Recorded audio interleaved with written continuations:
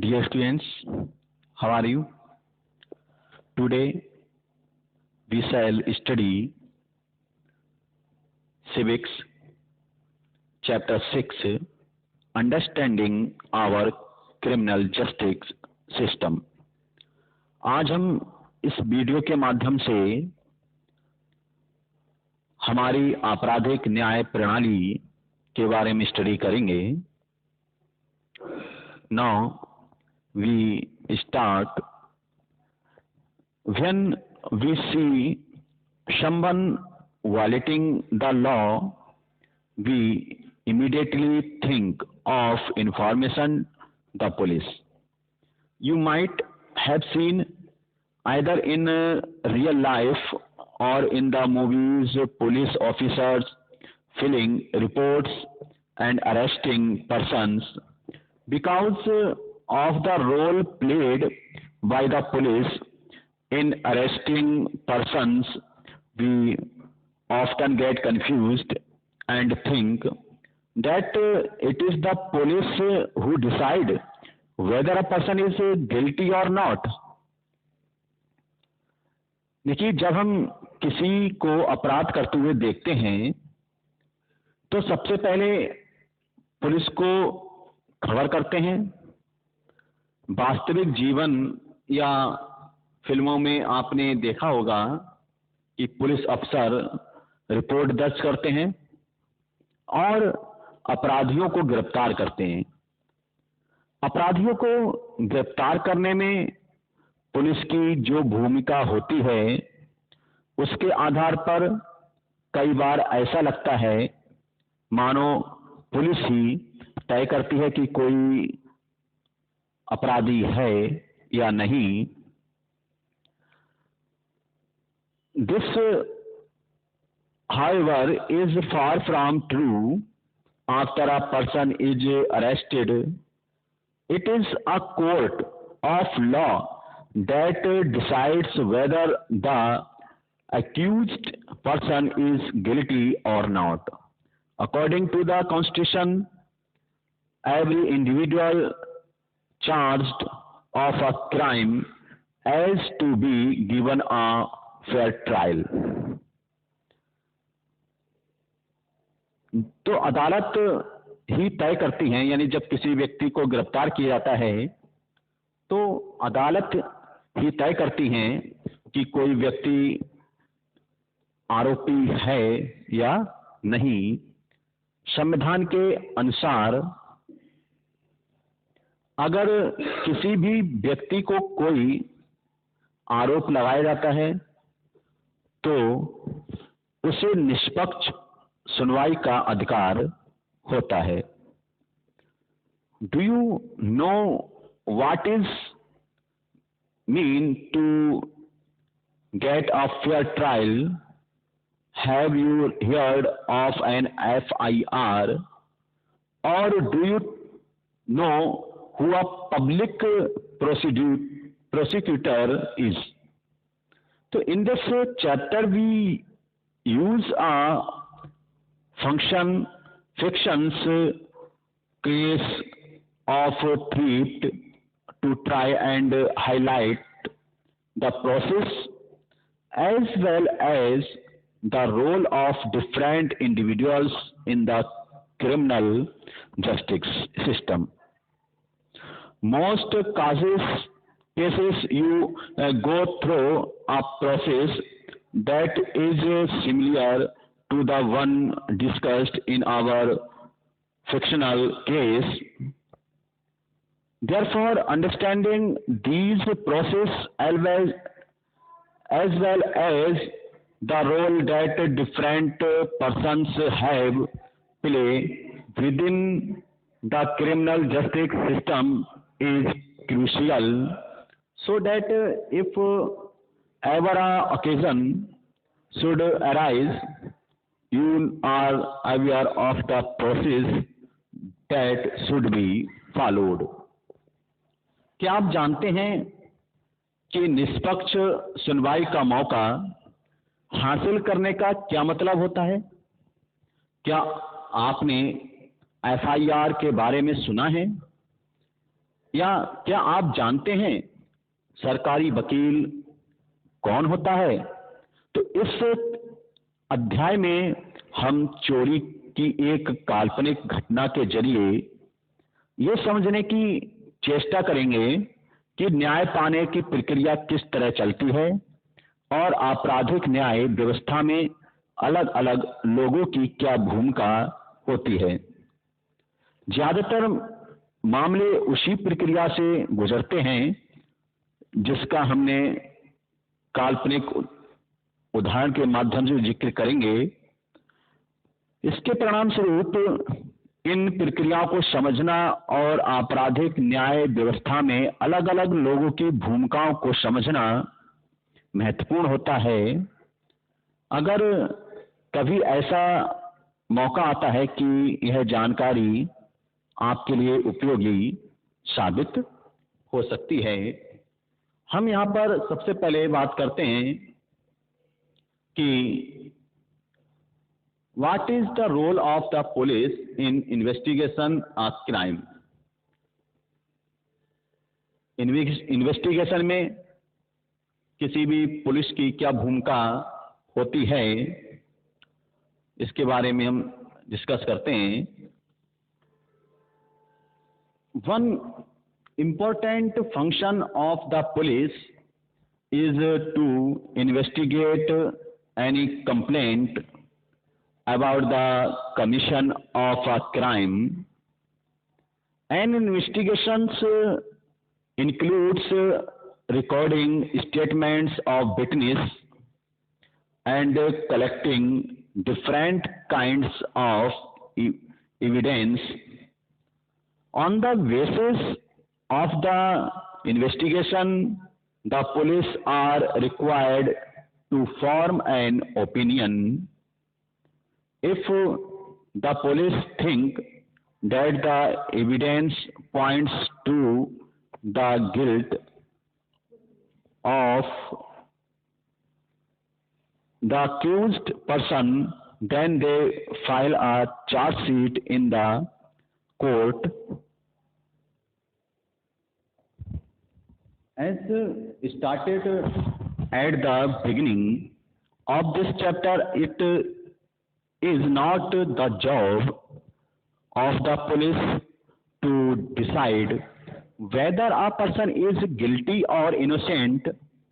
That is for the judge to decide. अपराध की जांच करने में पुलिस की क्या भूमिका होती है? तो पुलिस का एक महत्वपूर्ण काम होता है किसी अपराध के बारे में मिली शिकायत की जांच करना। जांच के लिए गवाहों के बयान दर्ज किए जाते हैं और सबूत इकट्ठा किए जाते हैं। इस जांच के आधार पर पुलिस अपनी राय बनाती है। अगर पुलिस को ऐसा लगता है कि सबूतों से आरोपी का दोष साबित होता दिखाई दे रहा है, तो पुलिस अदालत में आरोप पत्र यानी चार्ज शीट दाखिल कर देती है और यह तय करना पुलिस का काम नहीं है कि कोई व्यक्ति दोषी है या नहीं।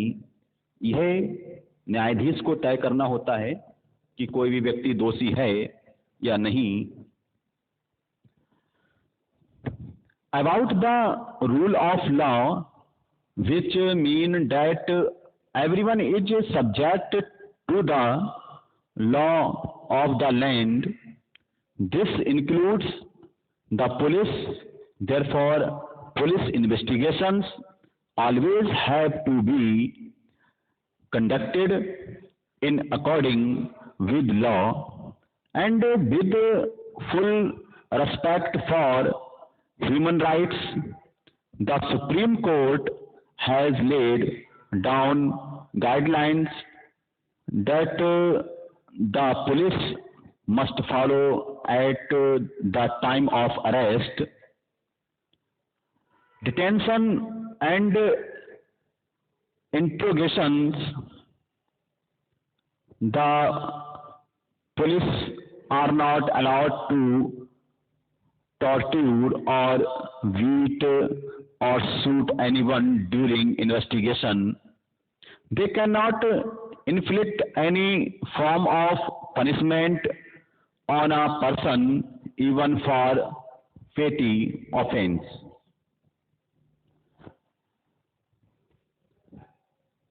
इसका सीधा मतलब ये है कि जो कानून के शासन के बारे में हमने पढ़ा, तो इसका सीधा मतलब ये होता है कि हर व्यक्ति देश के कानून के अधीन है। पुलिस भी इसी कानून के तहत आती है, लिहाजा पुलिस को हमेशा कानून के अनुसार और मानव अधिकारों का सम्मान करते हुए जांच करनी चाहिए। सर्वोच्च न्यायालय ने गिरफ्तारी, हिरासत और पूछताछ के बारे में पुलिस के लिए कुछ दिशा निर्देश तय किए हैं। इन दिशा निर्देशों के अनुसार पुलिस को जांच के दौरान किसी को भी सताने, पीटने या गोली मारने का अधिकार नहीं है। किसी छोटे से छोटे अपराध के लिए भी पुलिस किसी को कोई सजा नहीं दे सकती।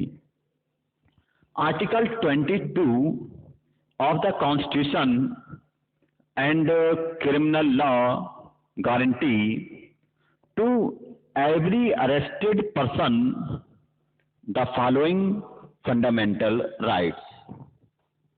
संविधान के अनुच्छेद 22 और फौजदारी कानून में प्रत्येक गिरफ्तार व्यक्ति को निम्नलिखित मौलिक अधिकार दिए गए हैं।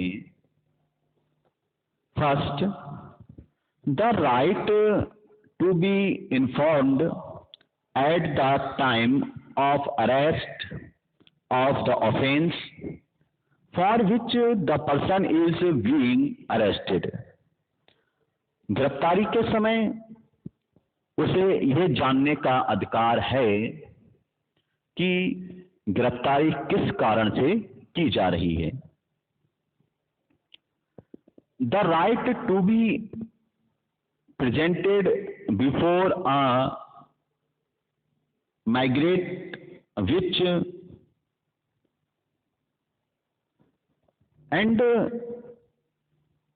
the right to presented before the magistrate within 24 hours of arrest, उसे ये भी अधिकार प्राप्त है कि गिरफ्तारी के 24 घंटों के भीतर मजिस्ट्रेट के सामने पेश होने का अधिकार है उसे। The right not to be ill treated और टॉर्च्यूर्ड ड्यूरिंग अरेस्ट और इन कस्टडी।